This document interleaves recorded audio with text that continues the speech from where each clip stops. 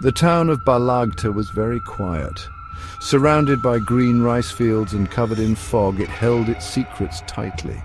The air was heavy with the smell of jasmine and fear. People whispered about shadows that danced in the moonlight.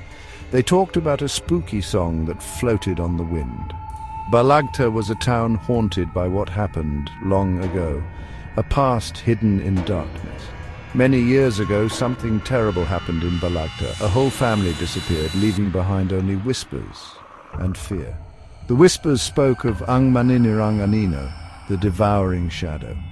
It was an evil being hunting those who didn't suspect anything, stealing them away into the night. The villagers lived in constant fear. They were afraid of the sunset. They were afraid of the whispers on the wind. Most of all, they were afraid of the silence, a silence that spoke of the hidden horrors in their peaceful town. Lyra Dela Cruz got off the shaky bus. She came back to Balagta after 10 years. The silence was very loud. It felt like it was pushing down on her, making it hard to breathe. Lyra was a reporter, pulled back to her hometown by the whispers. She wanted to find the truth about the disappearances that had troubled Balagta for many years.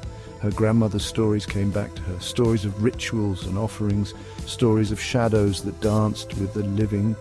Lyra wanted to separate what was real from the legends. She was there to find answers. She was there to face the shadows. The villagers greeted her with a mix of worry and curiosity. Their eyes showed a deep fear. They spoke very quietly, warning her to leave. They begged her to let the past stay asleep. But Lyra wasn't scared away. She was determined to solve the mysteries of Balagta.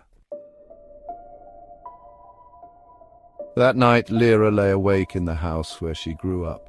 The bamboo walls creaked around her. The wind howled outside, carrying the same spooky melody she remembered from when she was little. Suddenly, a terrifying scream broke the quiet of the night. Lyra jumped out of bed, her heart beating fast. She ran to the window.